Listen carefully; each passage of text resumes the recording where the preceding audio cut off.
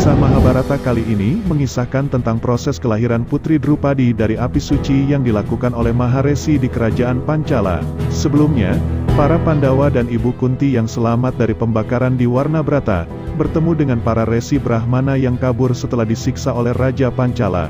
Mereka berada di tempat pengasingan di hutan dan menceritakan rencana Raja Drupada yang menginginkan putra dari upacara yatnya agar bisa membalas dendam pada Drona dan mengalahkan para Pandawa. Resi, tolong terimalah permintaan maafku. Kau tidak perlu meminta maaf. Siapakah yang menyiksa para resi di daerah ini? Raja dari Pancala, Drupada. Saat kemarahan dan ketamakan mengambil alih hati seseorang, kebenaran pun akan jadi yang pertama disingkirkan. Dia juga ingin mengalahkan putra-putra Pandu. Dan dia juga menginginkan seorang putra yang bisa membunuh Drona. Kami tidak bisa melakukan upacara yajna, tapi Resi Agung Yaja dan Upayaja menyelamatkan kami demi mengorbankan semua kebaikan yang ada. Mereka meminta seorang putra dari yang kuasa untuk Drupada. Mengetahui cerita dari para Brahmana tersebut, Ibu Kunti dan kelima Pandawa merasa kaget dan tidak menyangka jika Raja Drupada yang dulunya pernah dikalahkan oleh Arjuna ternyata masih menyimpan dendam pada Pandawa dan Guru Drona. Sementara itu di kerajaan Pancala, Drupada dibantu Maharesi sedang melangsungkan upacara yatnya meminta seorang putra yang kelak akan membalaskan dendam Raja Drupada. Para dewa merasa puas dengan pengorbanan yang kau lakukan, Yang Mulia Drupada.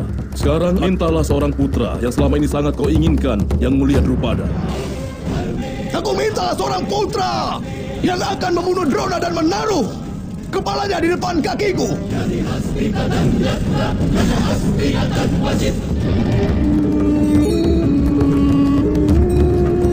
Dan namanya adalah Drestadyumna. Putraku Drestadyumna. Drestadyumna dan Drupadi adalah anak yang lahir dari hasil putra kama yatnya, yaitu ritual memohon anak dalam Wiracarita Mahabharata. Diceritakan setelah Drupada dipermalukan oleh Guru Drona, dia pergi mengasingkan diri ke dalam hutan untuk merencanakan balas dendam. Lalu dia memutuskan untuk meminta putra yang kelak akan membunuh Drona, dan juga pemberian seorang putri yang kelak akan menikah dengan Pandawa. Dibantu oleh Resi Yaya dan Upayaya, Drupada melaksanakan upacara putra kama yatnya dengan sarana api suci dan pengorbanan kepada para dewa. Tapi kenapa kalian tidak mau melakukan yajna? Kami tidak punya kemampuan sehebat Resi Yaja dan Upayaja. Kami tidak bisa berikan seorang putra pada Raja Drupada, yang takdirnya harusnya tidak punya seorang putra. Seharusnya dia ditakdirkan hanya punya seorang putri. Maksudmu? Resi Agung Yaja pernah berkata, putri itu akan mengubah bukan hanya takdir Pancala, tapi juga seluruh daerah Arya.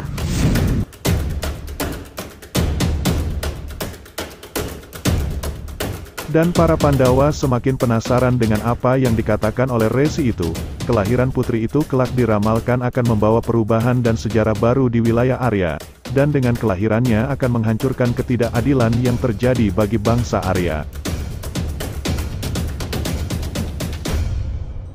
Para dewa telah menghujani kita dengan anugerahnya, Yang Mulia Drupada. Untuk kelahiran dari putramu, buatlah pengorbananmu, Yang Mulia. Aku bukan orang yang bodoh, Maharesi. Aku hanya menginginkan seorang putra. Aku sudah mendapatkannya. Sekarang aku tidak mau mengorbankan apapun. Putri yang lahir dari yasna ini adalah takdir dari seluruh Arya. Tidak ada putri yang bisa menjadi takdirnya seseorang, Maharesi. Namun Raja Drupada tidak menepati janji untuk pengorbanannya setelah mendapatkan anak lelakinya. Saat para resi memintanya untuk memberikan pengorbanan berikutnya, Drupada menolaknya dan akan meninggalkan upacara yatnya tersebut. Resi Upayaya memperingatkan agar Drupada tidak memancing kemarahan para dewa dengan tindakannya yang bodoh itu. Bahkan Drupada berani menolak pemberian anak wanita dari para dewa. Kemarahan para dewa semakin meningkat, Drupada. Jangan bodoh. Kembalilah untuk yasna sekarang juga.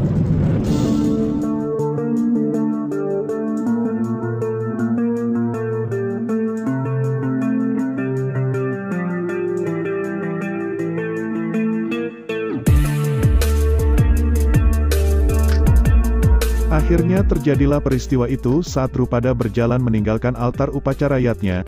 Api suci semakin besar berkobar dan menyambar tubuh Raja Drupada. Akhirnya dengan terpaksa Drupada kembali melanjutkan upacara tersebut. Namun dia memberikan pengorbanan dengan semaunya dan memberikan doa yang buruk untuk pemberian putrinya itu. Berbagai sumpah serapah dan doa yang tidak baik dia keluarkan dalam prosesi kelahiran Drupadi yang dilakukan melalui ritual memohon anak dengan perantara api suci. Tidak lama kemudian para dewa mengabulkan permintaannya dan muncullah sosok gadis cantik yang dinamakan dengan Drupadi. Apa yang akan para dewa berikan padaku? Dengan memasakku untuk melakukan pengorbanan, apa para dewa akan memberkati seluruh dunia melalui diriku? Aku minta penderitaan. Apa maksudmu, Drupada? Bagaimana bisa kau minta penderitaan untuk putrimu sendiri? Dengan penderitaan dan pergulatan, maka karakter terbaik akan tercipta. Semoga dia bisa menghadapi keadaan yang bisa menghancurkan moral setiap orang. Semoga putriku itu menjadi wanita tercantik di dunia ini. Semoga dia akan mengalami ketidakadilan berulang kali. Tapi dia harus menyebarkan keadilan. Bisakah para dewa memberiku putri seperti itu?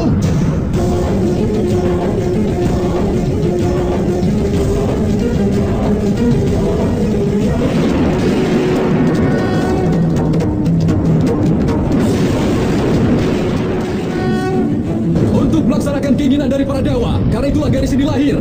Jaga dia baik-baik. Yang mulia Drupada, gadis ini akan merubah masa depan dari daerah Arya. Dan para dewa pun memanggilnya Krishna karena dia lahir dari upacara Yasna. Dia akan memiliki Yasna Sri. Dia akan diberi nama Drupadi.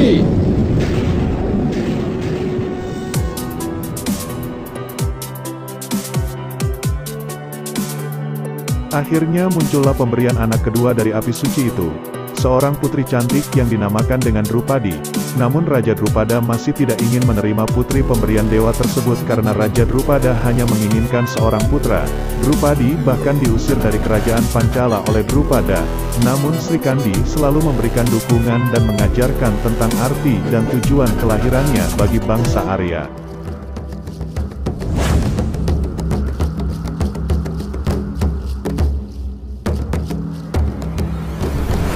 Dengan kecerdasan dari api, dengan napas panas dari api, dan dengan kemurnian hati dari api, telah lahir putrimu sendiri, Ayah. Aku letakkan anugerah dari para dewa di kakimu.